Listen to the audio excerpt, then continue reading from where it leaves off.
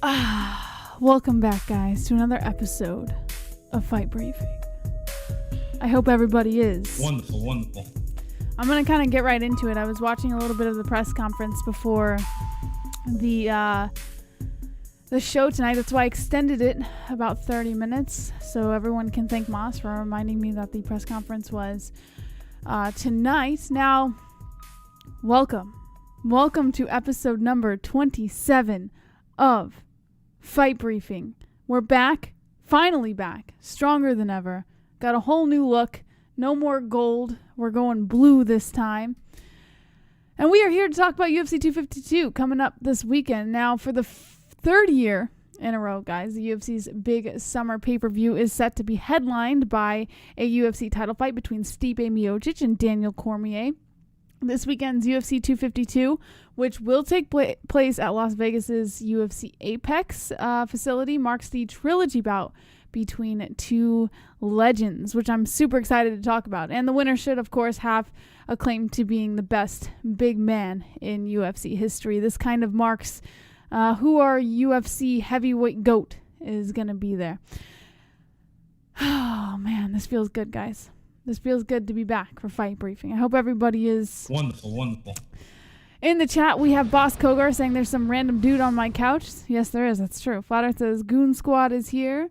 Justin Jr., random guy in background. Boss says Flat Earth. Boss Kogar flexing in the chat. Alex Oval, just run. There's a stalker on your couch. Press conference just stopped, Jesse. They're doing face off. Nice. Yeah, I was watching it since near the beginning and up until the time I had to start the show. So I did notice, and someone mentioned in the chat, I can't remember who it was, someone had mentioned that they're too nice to each other, and I couldn't agree more, man. I couldn't agree more. It almost felt like forced, like their demeanor towards each other, their politeness was almost forced. But I could be wrong. Maybe they're just because Daniel Cormier is retiring and Stipe just wants a belt and he's not looking for any animosity. Like, I get it, but it kind of ruins that hype a little bit, if you ask me. That's just my personal opinion. All right, let's take a look at who's going to be on the main card for Saturday night.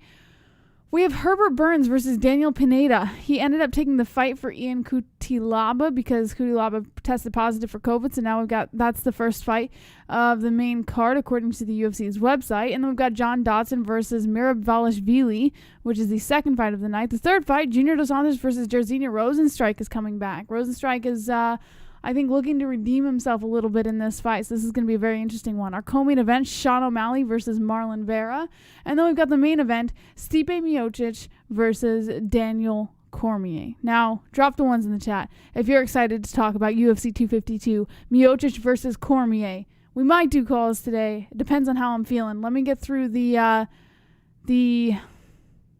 predictions first before we make those choices over here. I see Aiden Oliveris, Matt Stone, Dave Zilla, Flat Earth Deacon with the 1, Justin Jr., Alex Lovell with the Juan, Drunk Savage, Greg Cobb, CN, Travis Tabor, Uchiha Pats, Dylan M, and AM. Two different people, guys. Dylan M and AM.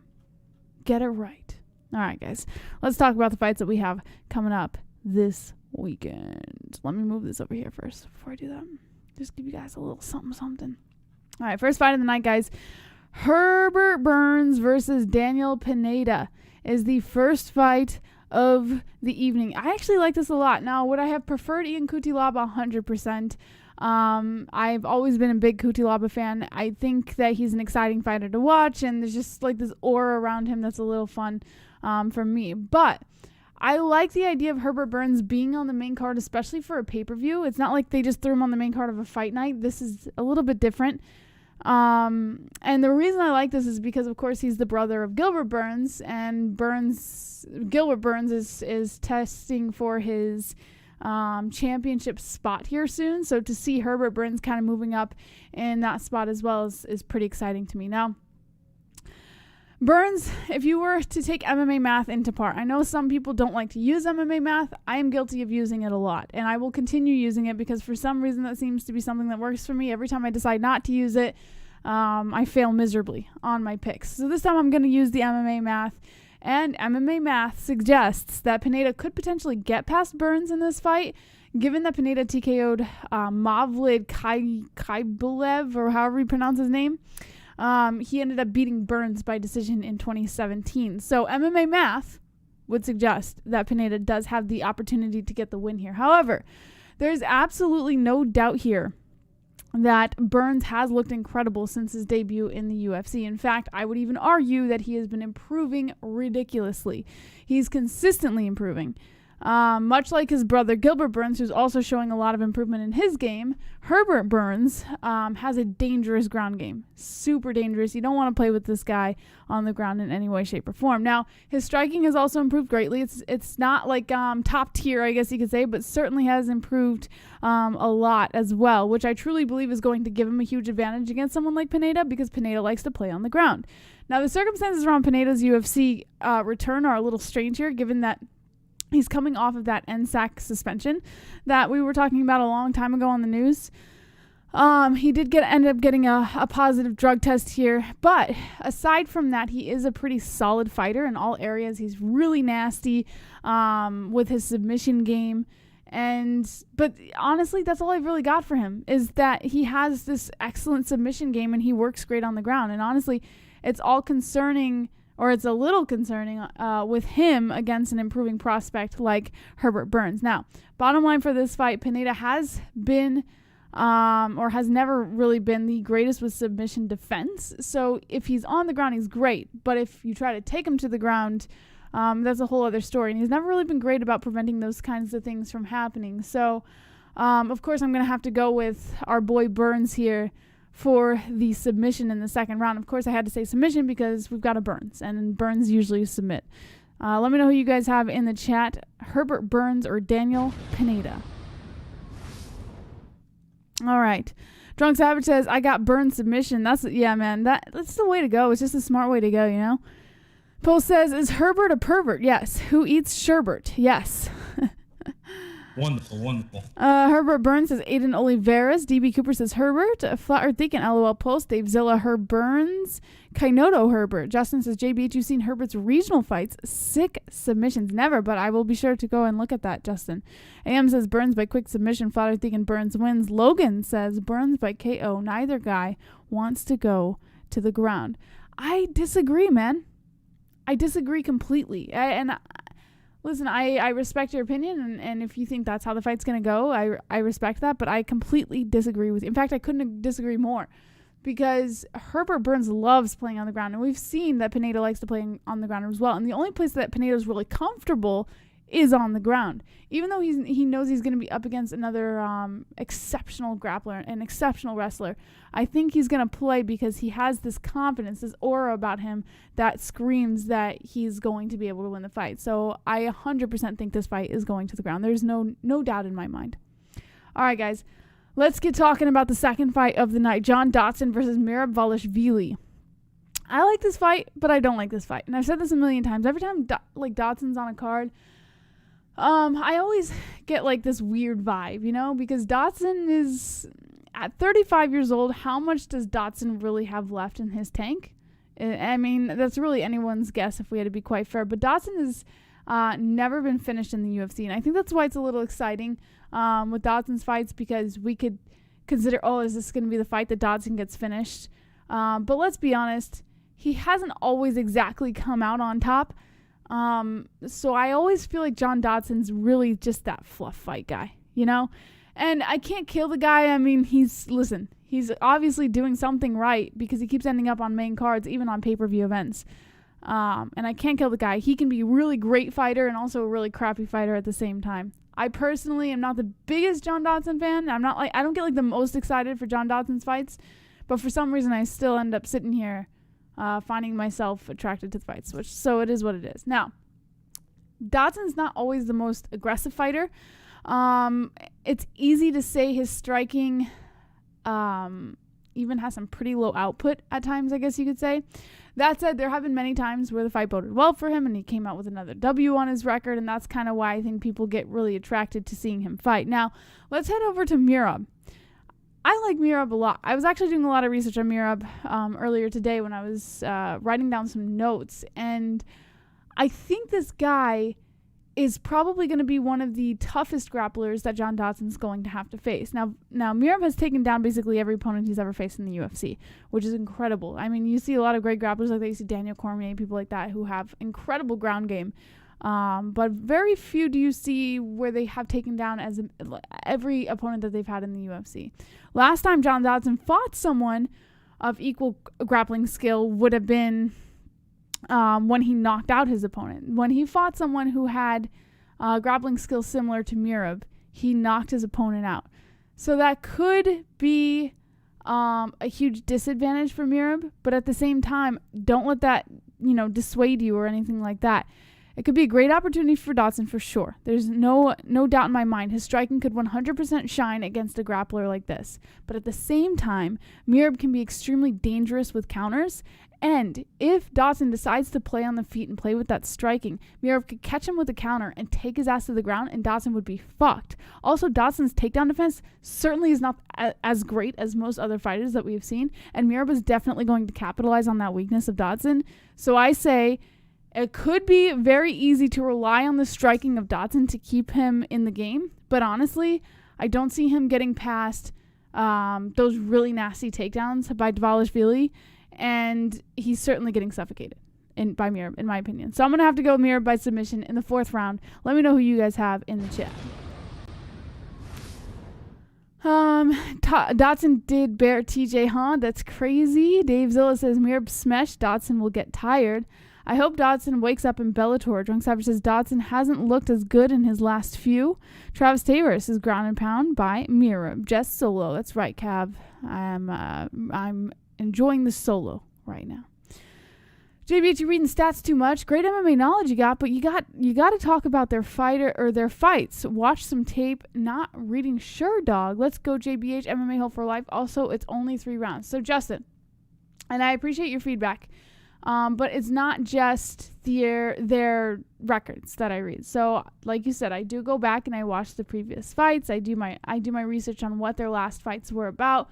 Did they win? Did they lose? How did they win? How did they lose? And this kind of goes to the Dodson thing. When he last fought a massive grappler, he ended up knocking him out. So it's not just going back to Sherdog and checking in on their records. It doesn't work that way, especially with something like this. You want to try and give the best analysis that you can. And to be quite fair, I'm not the kind of person who goes out and makes analysis of fights.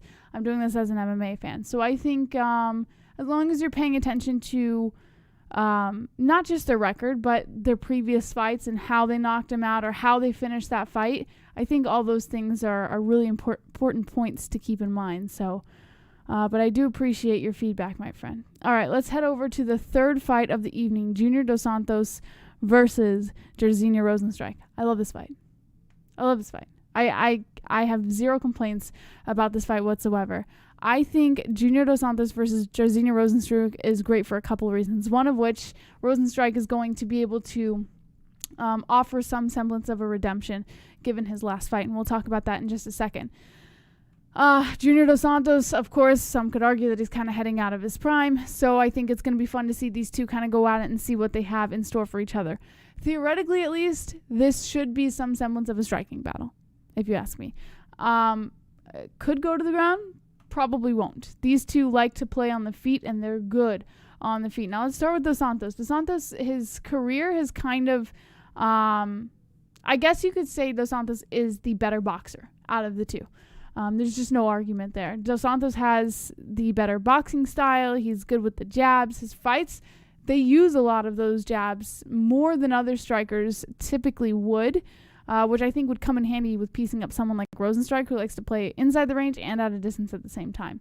Now, it's clear that Dos Santos is not exactly the same fighter that he was years ago. I think it's even safe to argue that he's falling out of his prime, but I think that's okay.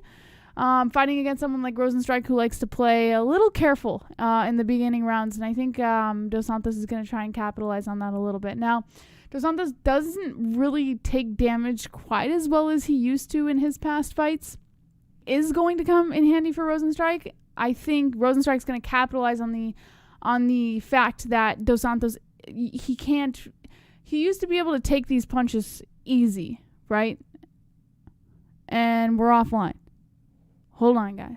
back online. Bum, bum, bum. See that? Don't worry, just refresh, guys.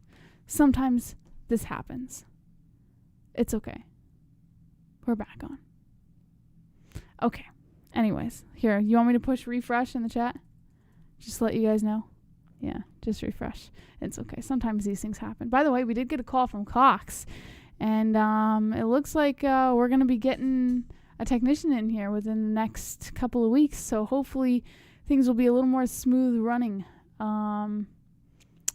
from that point forward. So give it a couple weeks, and I have a feeling we're going to have some smooth running streams. You won't have this problem anymore. But bear with us until we do. Now, getting back to Dos Santos versus Rozenstruik, I'm going to go with the fact that Rozenstruik is going to be one of his more challenging bouts, especially at this age in the game. For a big guy, Rozenstruik's actually deceptively quick. And I don't think a lot of people keep this in mind. I think a lot of people kind of sleep on that idea because of, and we'll talk about the overing thing, but I think people sleep on the idea that Rozenstruik's not quick because he's a big, burly guy and, you know, he likes to play at a distance a little bit. And I understand that. I can completely understand. But never sleep on the fact that Rozenstruik is a very quick fighter. And he also has he is a highly skilled technical kickboxer. Those are two very, very important things to keep in mind in a fight against someone like Dos Santos, because those are two very important things that are going to come in handy against someone like Dos Santos. Now, I think Rozenstruik is going to really try and redeem himself in this fight. I think he realizes where he kind of messed up in his last fight, and he doesn't want the fans to get that idea in their heads. So now more than ever, he's going to make it imperative to give his best performance. If you don't know what I'm talking about, and this is where I'll get to it, his fight with Overeem. I know a lot of people had some issues there with the fight against Overeem because Rozenstruik was not giving his best performance against Alistair Overeem. And unfortunately, it just didn't look well for him, I guess you could say. It started off slow. He was getting kind of pieced up a little bit by Overeem. In fact, you could even argue Overeem was maybe winning. Super chat. Super chat. Dos Santos will surprise with a KO. Maybe you're right, Mark, but I don't think so. I really don't think so. The fact that Rozenstruik came in after losing that fight with Overeem and coming in with that KO, busting Overeem's lip wide open, and I just feel that Rozenstruik has too much to prove here. And Dos Santos is falling far out of his prime. Given that Dos Santos has looked less composed in his most recent UFC fights, it's easily Rozenstruik's fight to win. And I say he's going to pick Dos Santos apart for a decision. Now, on Mark M's side, you could say Dos Santos is probably going to play the jabs and pick Rozenstruik apart, but that's not going to happen. That's certainly not going to happen. I'm going to have to go Rozenstruik by decision. Would I love to see a KO in this fight? 100%, and the chance is always there. It's always there, especially with heavy strikers like this. But I'm going to play it safe, and I'm going to say it's going to go to decision between Rozenstruik and Dos Santos, and Rozenstruik's going to take the win. Let me know who you guys have in the chat. JDS versus Weidman. I got Rozenstruik by KO, says Aiden. Aiden says decision. Roberto Lopez says it will be a finish. Flat Earth says KO for sure. I don't do names, says CN. Aiden Oliveira says Rozenstruik by KO. Biggie Boy says Kainoto. Alex Level says KVH. Cav says Dos Santos has a huge forehead. Super chat. Kelly Van Hughes. Hello, mates. Hello. Shout out to this swole chat. Wonderful, wonderful. Shout out, Kelly Van Hughes. Thank you for joining us tonight. Thank you for everyone joining us tonight. I know this is going to be a quick stream, but I always appreciate you guys jumping in on fight briefings. So fun times. All right, guys. Let's talk about the co-main event of the evening: Sean O'Malley versus Marlon Vera. And I'm sure you guys can assume that this is going to be the fight that I'm probably the most excited for, aside from the main event. And that's because Sean O'Malley's one of my boys over there, and I have no doubt Sean O'Malley's going to win. You already know who my pick's going to be, so let me at least break it down for you guys so you can understand it a little bit better. Now, after his win at UFC 250 over Eddie Wineland, Sean O'Malley, the hype train, I guess you could say, began to accelerate at an insane pace. Insane. I mean, I hear hype train over and over and over again with Sean O'Malley, and it's right. Yeah, I guess you could say that. Yeah, Sean O'Malley is definitely a hype train, but has he disappointed yet? No. There's no way to disappoint. And I was listening to his media call last night, and he even said it doesn't matter who he beats. It doesn't matter if he beats the best of the best. People are always going to say, yeah, but, you know. So, listen. I feel for him. I understand why the fighters might be frustrated that he's getting these extensive positions in his fights and stuff like that. But at the end of the day, he's just marketing himself well, and you can't kill him for it. And I like him a lot. I do. So let's talk about it. Let's talk about O'Malley first, of course. Now, the first thing you could say as far as an advantage is concerned for O'Malley in this fight would be that O'Malley has the reach advantage over Marlon Vera. Now, add in the fact that judging by his previous fight in the UFC, he's kind of a pinpoint striker, not like Adesanya striker, but certainly very strategic with his striking. He throws with a ton of power, and quite honestly, Cheeto isn't going to want to strike with him from the outside because it's just not safe for him. I believe O'Malley's history of first-round TKOs as well is definitely going to play a part here. It's going to be O'Malley's biggest test, if you ask me. This fight will certainly be O'Malley's biggest test. Vera should not be underestimated in this fight. He's extremely comparable to O'Malley in a lot of different ways, including his skill set on the feet. On the ground, I would even argue that Vera might actually be better or more dangerous than O'Malley. So you have every reason to choose Marlon Vera to win this fight. I do feel, though, that Vera may get a little ahead of himself because he does have a tendency to kind of walk into his opponents a little too fast, a little too straightforward, and that wouldn't really be a smart move against a knockout artist like Sean O'Malley. Now, Vera has won 5 of his last 6 fights, and you could even argue that his fight against Song Yadong was controversial. So you could even say that he won 6 of his last 6 fights, just not technically. Now, as I had mentioned about his skill, his offense is impeccable. There is just no question about it that Marlon Vera is going to be Sean O'Malley's toughest opponent yet. He has all the knockout power he needs in this fight, and his ground game is literally no joke. You just don't want to play with it. He's also unbelievably tough. He's capable of taking serious punches and serious damage with no real issues. But if we're going to delve a little further into the weakness of Marlon Vera, I would argue that sometimes Vera takes like a little too much damage from his opponents, and I don't think he really wants to play that game against someone like Sean O'Malley, who has the striking that is capable of knocking someone out. It would most arguably be lights out for him. I would argue that if he were to do that, if he were to take that much damage as he has in the past from previous opponents, that O'Malley would just clip him. He would clip him and knock him out, and it would be the end of the game there. Now, I would also say in terms of weaknesses that Marlon Vera is not exactly the most dominant 135er in the division. Even though he's great on the ground, inside the clinch, I think he's very easily bullied. So I think O'Malley can definitely play with him there as well and kind of get a little bit of an advantage. So bottom line for this fight, like I said, this is going to be O'Malley's biggest test. This is going to be the ability for O'Malley to really prove himself to everyone. If Marlon Vera decides to fight in a very smart way, we're going to see Vera win. But I'm not sure that he can really put up with that pinpoint striking that I had mentioned from Sean O'Malley. It's just not really in his nature. He likes to charge in. So I'm going to have to go with Sean O'Malley by KO TKO in the second. Let me know who you guys have in the chat. O'Malley should write Valentine's Day Hallmark cards to bullies, you know. Travis says Cody's the fight where everybody's going to doubt O'Malley. You know what, though? This is the fight where everybody's doubting O'Malley. It's crazy. JBH, I'm astounded you did not mention the great feints by O'Malley to set up the cracky kicks. Sugar Boy gets it done via decision. Great setup and competition, but I'm still a hater. Well, at least you give credit where credit's due, right? O'Malley says Jorge. Aiden says O'Malley TKO round 2. Moronic says O'Malley KO, but Shabazian didn't disappoint until he lost. Drunk Savage O'Malley second round KO. Ethiopian says put some respect on Cheeto's name. Staley says Greg Cobb, you buy any sugar shirts? I almost messed that up.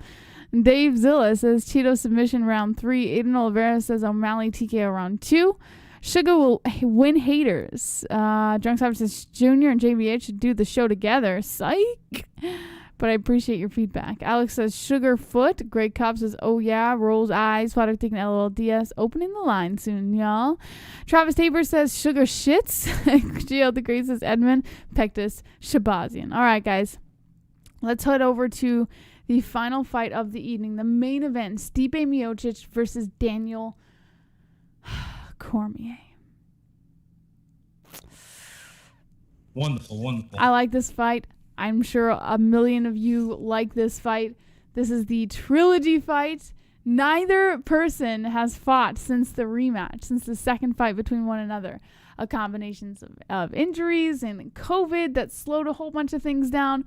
Both men have shown that they are capable of knocking the other out, and it's almost certain that Cormier will give Miocic striking a little bit more respect than he did last year. So if there was a trilogy that made the most sense, it is Stipe Miocic versus Daniel Cormier. So let's get started with Stipe Miocic, of course, because he is the heavyweight champ, holding on to that title as tight as he can. Now, back at UFC 241, Miocic wasn't capable of taking Cormier down, although he tried to take him down a million times. There were so many attempts that Stipe Miocic tried to take Cormier down, and he just couldn't get that right grasp, which honestly is still a questionable decision in my opinion, because why would Stipe want to play on the ground with Daniel Cormier? But hey, listen, you want to play with each other's game, more power to you. Now, we have to keep in mind that Miocic has also not fought since the Cormier fight. He's kind of put it off. He said that he didn't really want to, he was doing his volunteer work, and then the whole COVID thing started. So I think it's really imperative to note that they haven't really been showing their potential since the last fight to any of the fans or to any of the media or anyone who really observes these fights. And because of that, it's really difficult to play the game of, oh, Miocic is going to win because he won the second fight. Or, oh, Miocic is going to win because he's a better striker. Or, oh, Miocic is going to win because Cormier got knocked out the last time, you know? So you can't really play that game here. And I completely understand if you're going to try to, especially if you're trying to put money on this fight, but don't. I've never been more certain about a fight. Miocic definitely has the cleaner boxing compared to DC. He can be much more swift, and he likes to play well within that range, which obviously Cormier knows, because in the last fight, Miocic fucking bombarded him with those shots, and Cormier was just fucking out. Perhaps the biggest question here is whether Cormier decides to switch things up and use his wrestling. Oh, thank you, Clean Your Vagina, whoever subscribed to the second channel. Whether Cormier decides to switch things up and use his wrestling as he should have in the second fight, which he never did. We all know Cormier is one of the best wrestlers in the game. In fact, you could argue he is the best wrestler in the game. He would have been smart to put it more into action in that last fight, but he didn't, because he had this idea that since he knocked out Stipe in the first fight, oh, I'm going to knock him out again. He had this weird... It was bizarre. I don't know why he didn't capitalize on the tools that he has, that he excels in, but it is what it is. It was his fuck up, but I think he knows that now. He was also less willing to listen to his corner in the last fight, which I don't know the reason for that, because Cormier has always been very pro corner. Like anytime a fighter doesn't listen to their corner, Cormier's always had something to say about it. So it's bizarre to me that Cormier didn't want to listen to his own corner, which he's done his entire career. Instead, he chose to stand and bang, which was weird. Not exactly the smartest choice, especially against a good striker like Stipe, a good boxer like Stipe. But on that same note, I do understand why he did it in a weird way. Even though I say I don't understand, in a weird way, I kind of can relate. He thought he could do the same thing that he did in the first fight. Given that Cormier is already 41, he hasn't fought since last summer, I think there are more questions around how he'll rebound from that knockout loss. But you could argue the same thing about Stipe rebounding from the Ngannou loss by TKO. So at the end of the day, guys, I can understand if you pick Stipe. Let me make this very clear. If you pick Stipe Miocic, I completely understand. There is no, I would not judge you if you picked Stipe. But I just can't see it happening. DC is retiring after this fight. He's going to play it smarter than he has ever played it before to show that he is the GOAT status, the true GOAT status at the heavyweight division, and he's going to use every single tool accessible, and he's going to use every move that he knows he excels at in the biggest way to ensure that he gets the win in this fight. And I'm even going to go submission. I'm going to say that this is Daniel Cormier's move by submission in the 3rd round. Let me know who you guys have in the chat.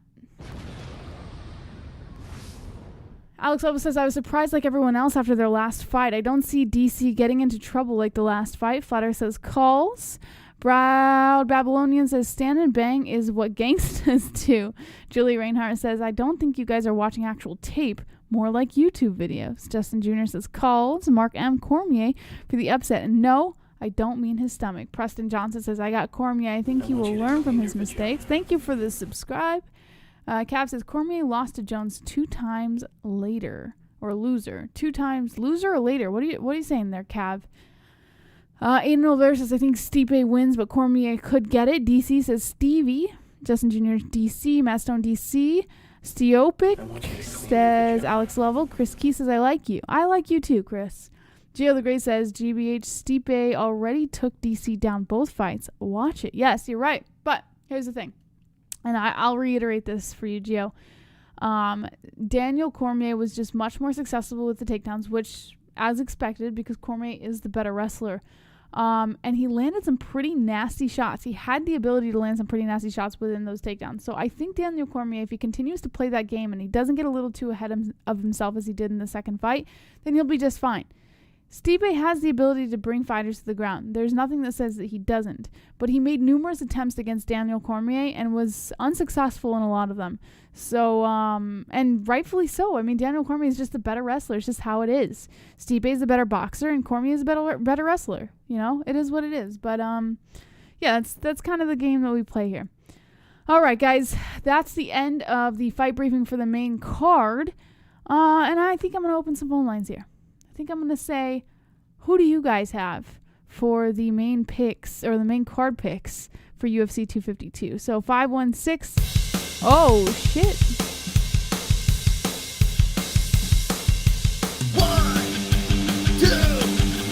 1, 2, 1, 2, 3, 4. John Jones, crash the show. John Jones, crash the show. John Jones, crash the show. John Jones, crash the show. John Jones, crash the show. John Jones, crash the show. John Jones, crash the show. John Jones, crash the show. Drunk Savage. Wonderful, wonderful. What's up, Drunk? Drunk? You'll be hearing from this man after DC wins. Hey, pussy, you still there? Yeah. Yeah, listen.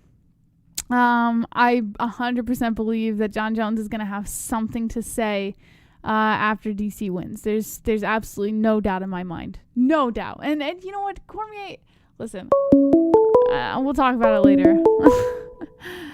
832, you're live with the MMA-Holes. What's your name? What picks do you have for UFC 252?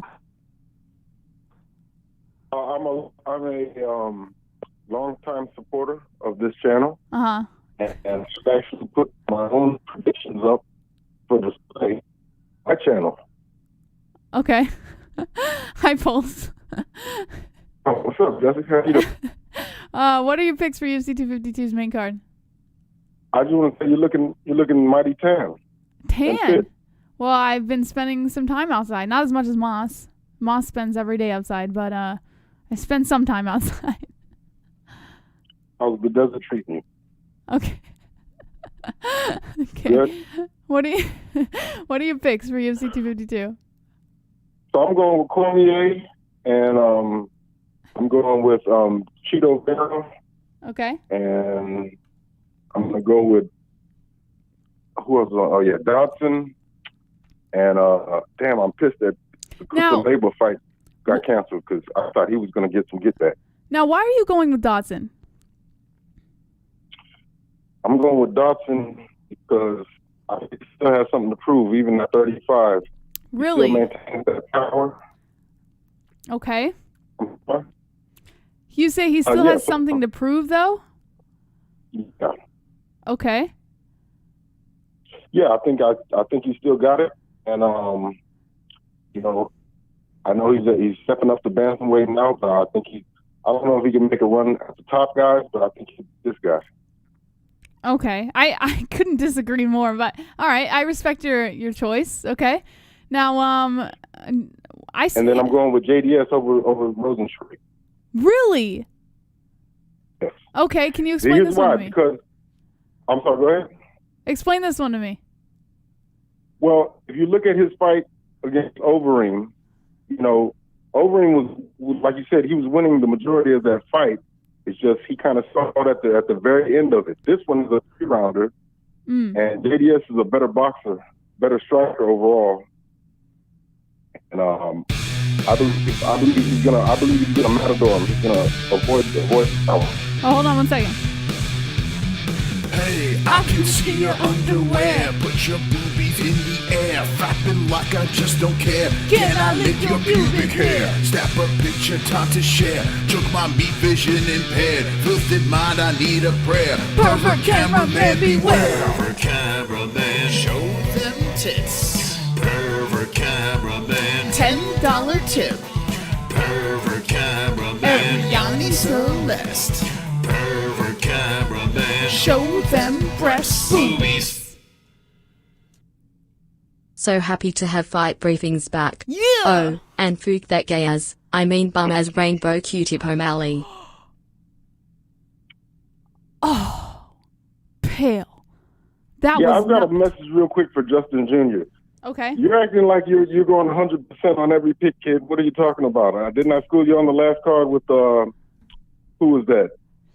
Bobby Green and Lando Venata? Come on, man. Did you beat Justin Jr. on the last Goat Milk? I'm pretty sure I did. On the last card, I went 10-12. I picked against Weidman, and I picked Wonderful. I picked Munoz to I went 10-12 basically.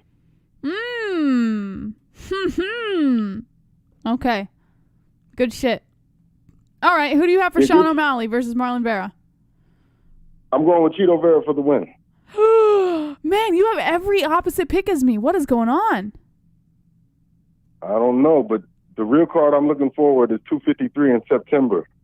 Because if I do good on those picks, I'm pretty sure this here show is going to have a brand new intro. I can't wait.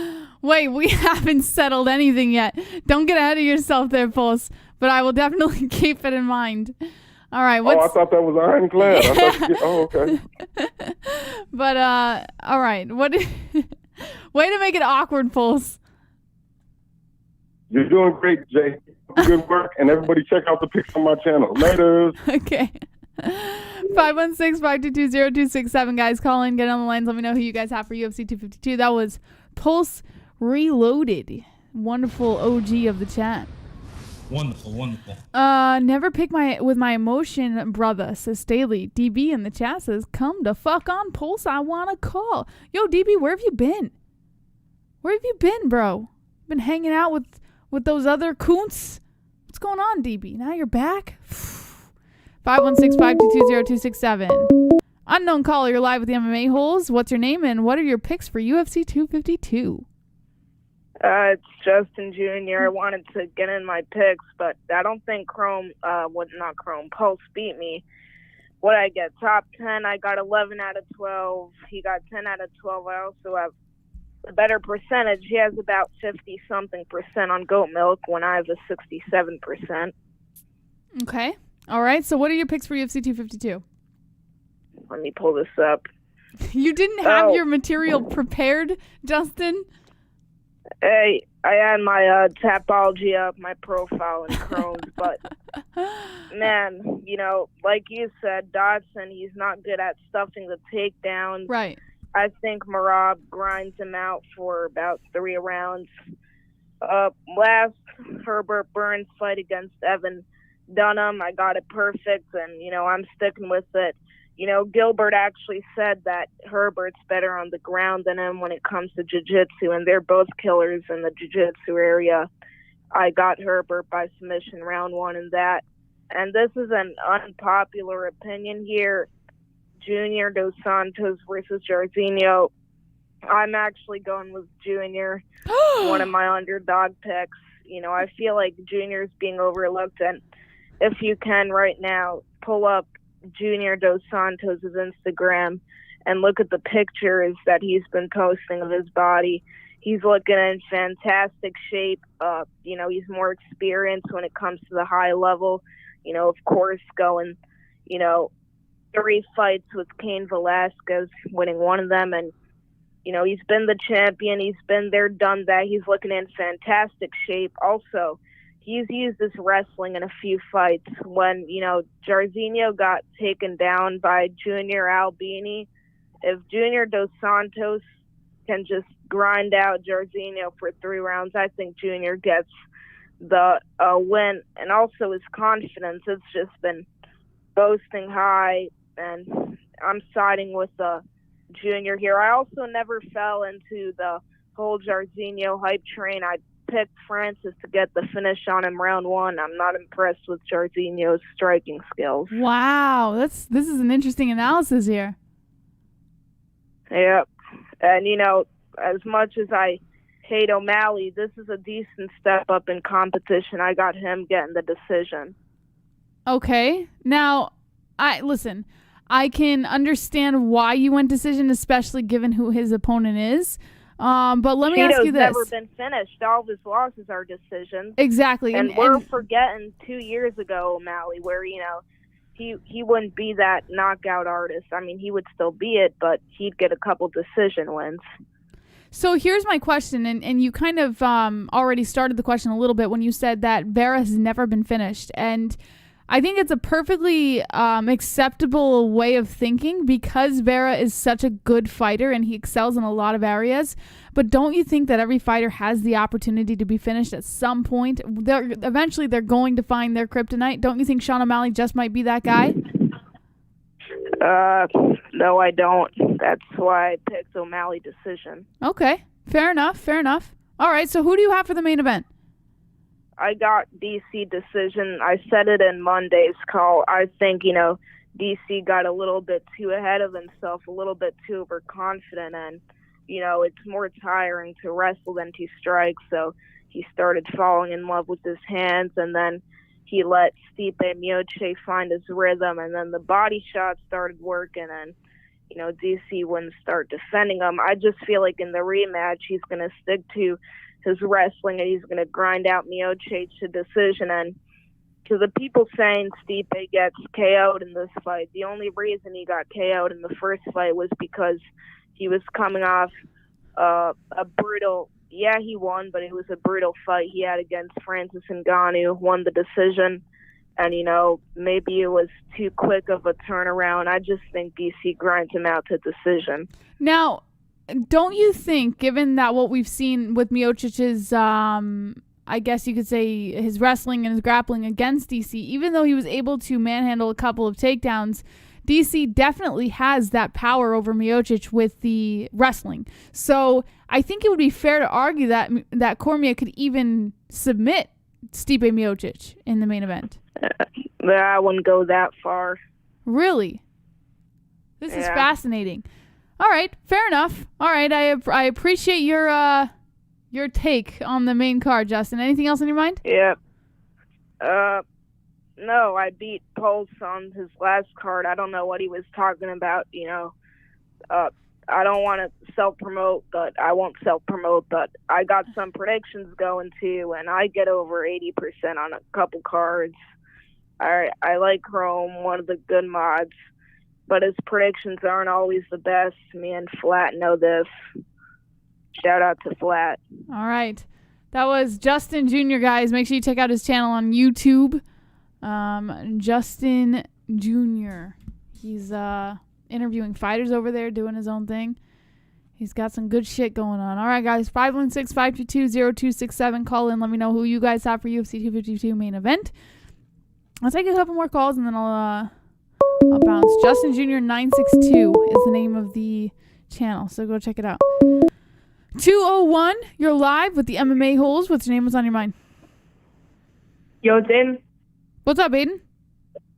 All right, so let's get straight to the picks. I got Burns submission, Merab decision, Rozenstruik KO, O'Malley TKO, and Stipe TKO. Oof, I had every single pick the same except for Stipe, man. Except for Stipe. Now, why do you think Stipe is going to win the main event? Huh? Why do you think Stipe is winning the main event? Well, DC doesn't have the cardio to wrestle Stipe for 5 rounds, so yeah. Interesting. Now, don't you think that Cormier might play on the feet a little bit throughout some of those rounds just to preserve the cardio? Probably. Okay, but you still got Stipe. All right, so that's all. Okay. All right, thanks, Aiden. All right. That was Aiden Oliveras. Call in. Let me know what your picks are for UFC 252 main event. 516-522-0267. Right over there. 774, you're live with the MMA-Holes. What's your name and who do you have for the UFC 252 main event?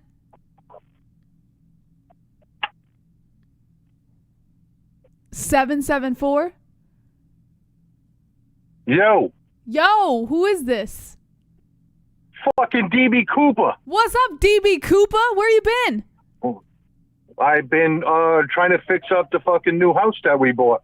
Oh, congratulations on the new home, man. We haven't seen you in the chat in a long time. We've been missing you. It's a 120-year-old house. Wow, is it haunted?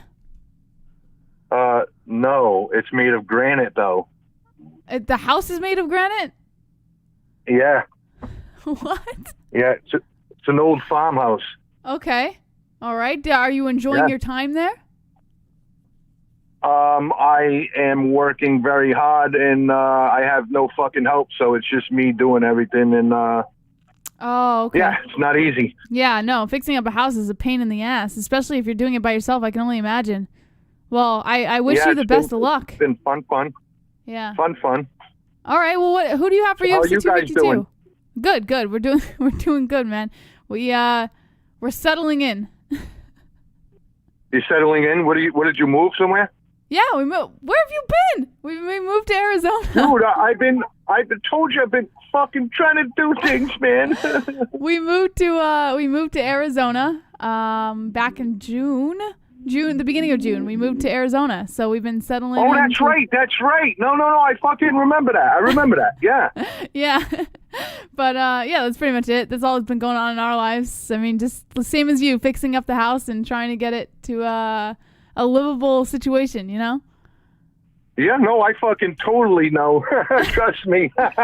Okay. Dude, you look like you gained a little weight. You don't look anorexic anymore. I'm proud of you. Thanks. I don't know if that's a compliment or I gained a little weight. I'll take it. Dude, when I hugged you that day, I thought I was going to break you. So, yeah, it's a fucking compliment. All right, fair enough. Okay, let's talk about UFC 252. Who do you have for the main card of UFC 252? Nobody. I have DC by submission in the 4th round. Okay. I am with you. I have Cheeto Vera by submission in the 3rd round over the fucking lollipop head faggot Sean O'Malley. Yikes! You don't like Sean O'Malley? Yeah, and then I got Jairzinho Rozenstruik fucking knocking out JDS in the 2nd round. Yes, I'm with you. And then who else we got there? Dodson versus Dvalishvili. Dude, I don't listen. You're saying his name wrong. It's Merab. It's not Merab, by the way. It's Merab. Merab. Thank you for correcting me. Merab. All right, no problem. Yeah. So Merab is gonna fucking wrestle John Dodson all over the goddamn ring. It's gonna be silly. Yes, 100%. And then Burns is definitely gonna win, but I think he's gonna win by knockout, not submission. Whew, man, you're really giving Burns some credit here. And then I think that kid Justin was really good, but he needs to fucking pep it up, smoke a joint, possibly fucking do a line or something. I mean, dude was putting me to fucking sleep, nigga. Oh, that's just the way Justin talks, you know? It's just his persona. He's going to be famous for one day. He's like, I'm coming and I got JDS in the fight. Just shut up, kid, shut up. All right. Well, hey. There you go, Justin. Hey, I don't care if he's a fucking kid flat earth. God damn it, I say what I want. Okay. All right. Hey, Yes. I love you guys. I really want you to know that. You know what I'm saying? And it was really funny to fucking see the MMA-Holes in Luke Thomas's shit today, calling him a fucking hot dog lip. I was dying, dude. I was fucking dying. That was Moss this time around. That was Moss. But I don't care. That shit was so funny because I say that all the time and nobody gets the fucking joke. Yeah. So it's like, fuck. Well, it's good to have you back, DB. It's good to see you hanging out in the chat and calling in and stuff. We're excited to have you back. What's up, Piggy? Oh, my wife said hello. Hello. Hi. So yeah, listen, you gave that little fucking 13-year-old lesbian a fucking 10-minute call. I haven't called in months, and then you're over here giving me shit, trying to rush me off the fucking phone? Maybe they're threatened by you, DB. Listen, I love you guys. We love you too. All right, I'm going to call again. When are you going to be back on? Tomorrow night, 10 p.m. Eastern time for the Fuga Friday. All right, well, I will try to call in tomorrow. Okay, sounds good. All right, take care, DB. All right, hey, I love you all on the phone with my big fingers. Mwah! All right, that was DB Cooper, guys. He loves you all. He loves you all. 516-522-0267. I'll take a couple more calls, and then I'm going to bounce because I got to do nothing. 516-522-0267. Let me know who you guys have for the UFC 252 main event. Now that DV has shit all over Justin Jr. Unknown caller, you're live with the MMA-Holes. What's your name and what are your picks for UFC 252? Yo, Drunk Savage. What's up, Drunk? Not much. So first, I got Burns by submission. Yeah. I think Merab's gonna fucking wrestle Dodson for 3 rounds for a decision. Okay. And I'm on the fucking fence with JDS and Rozenstruik. I don't know. Don't tell me that. I gotta see which JDS shows up and if he can do what O-Ream did. But okay, he says he's a lot leaner and he's quicker now. So. But he's falling out of his prime, Drunk. Yeah, true. And Rozenstruik is shockingly fast for a very heavy striker.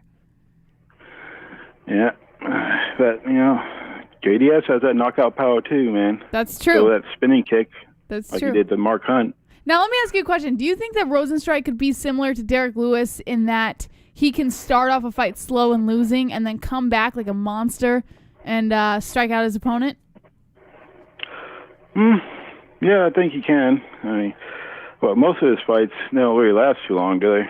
Right. Okay, fair enough. So you don't really know what you're doing for this fight yet. Yeah, I got a drink on it. Okay. Okay. All right. Who do you have for the co-main event? I got Sean O'Malley, 2nd round KO. Yeah. I don't think he's losing until he fights a pure wrestler. Okay. Fair enough. And the main event? I'm going DC all day. Yes. Yes, Drunk Savage. The only thing that you have to do in order to match my picks are picking Jairzinho Rozenstruik by KO TKO. Oh, wait, no, by decision to pick off Junior Dos Santos. If I pick all your same picks, I'm going to lose goat milk for sure. That's not true. That's not true. I've been improving greatly on my picks, Drunk Savage. Well, I don't know. But, yeah, I think DC just wants this more. This is his last fight, supposedly. But I don't think he's going to come with it more. And like he said on the fucking press conference, he hasn't been doing all that fucking media shit and having to call fights. He's just been training for the past couple months. Right. So I think that's going to pay off for him. Yes, I agree. Now, do you think DC comes back for the right money? Yep. Come on. Dana throws like $12 million. Would you say no? I was hoping you would change your mind on that opinion. No, because I know Dana's going to make him an offer, and John Jones is going to say shit. He might take a couple days, but John Jones got to say something, some backhand compliment. Yeah, for sure. There's no doubt. Like, John Jones is going to hit Twitter the moment DC wins. Like, it's not even a question, but the question is, does DC fall into that? You know, does DC kind of play with the game John Jones is throwing at him? We'll see. Yeah. DC might be sitting at home and start playing that what-if game in his head. No, I don't think that's going to happen. And what That's if not happening. it's a quick fight? What if, like, DC finishes in, like, the first round, like, first 30 seconds? Well, then DC just retires as the heavyweight go. Honestly, DC's not coming back, man. He's not coming back. We'll see about that one. I say by January 1st, there'll be some kind of talk, serious talk about him coming back to fight Jones. Negative, guys. Negative. All right. Anything else on your mind, Drunk? Shout out to DB Cooper. Welcome back, you bastard. All right. Thanks for calling, All Drunk. right. Yep. Later, Slapnuts. Later, slap nut. All right, guys. One more call, and then I'm going to call it a night. 516-522-0267. Let me know who you guys have for UFC 252 main card. Great calls tonight, guy. By the way, DB, Drunk is right. Welcome back.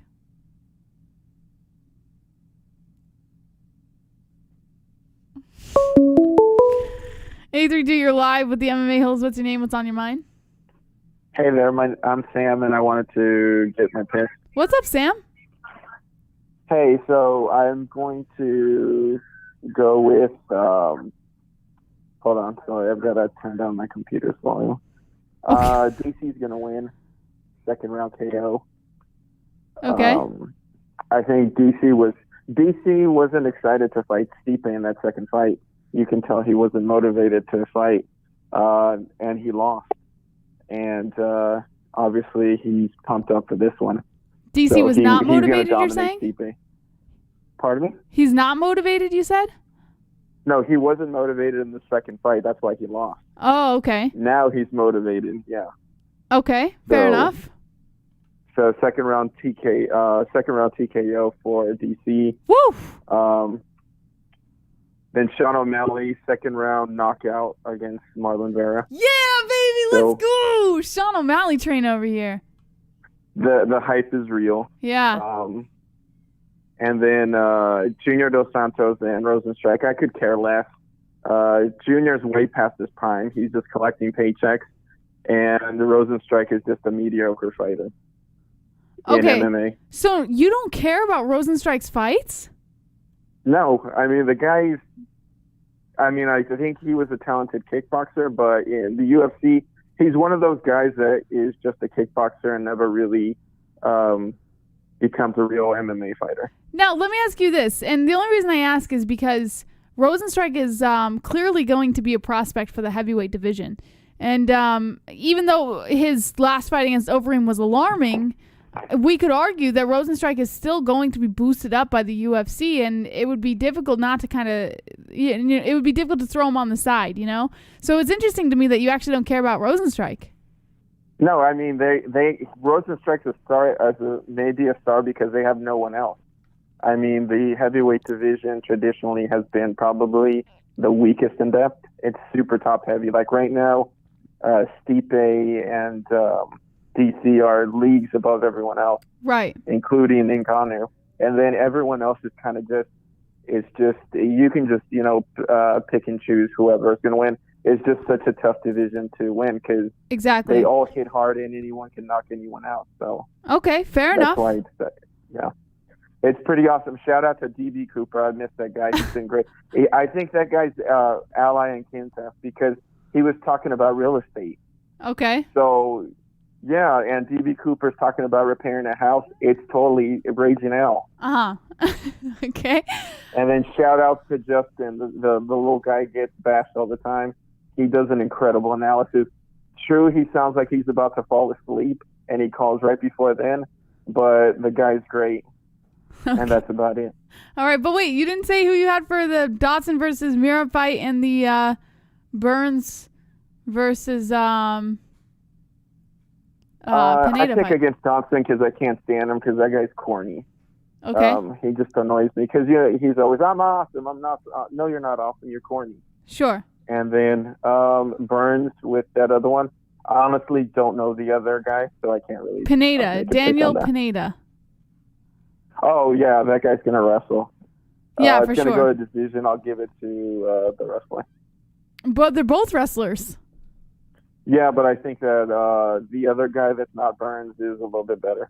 Okay. Now, one last thing for you before I let you go. Is this Manny C?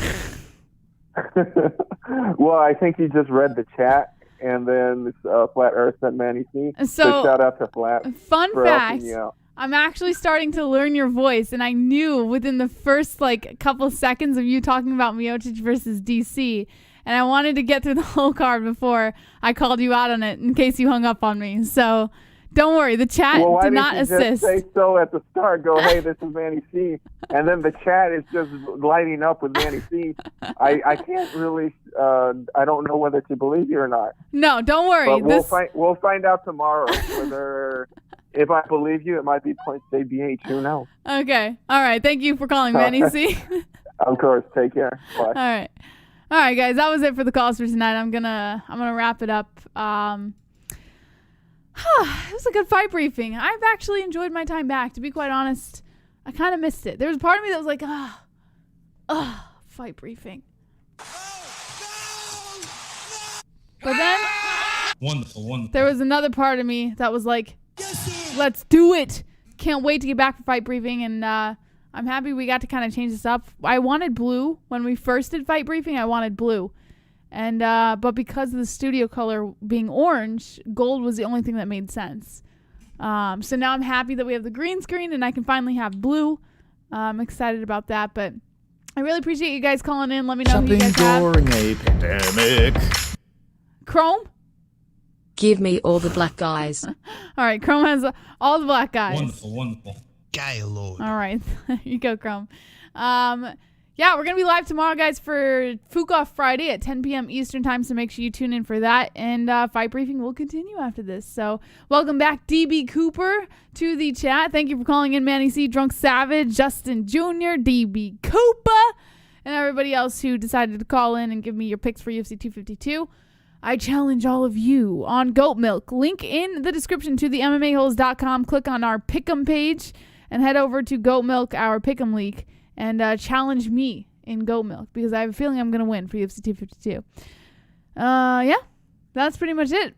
I hope you guys enjoyed the evening, and as always, you know the drill, guys. Don't be an a-hole. Be an MMA-hole.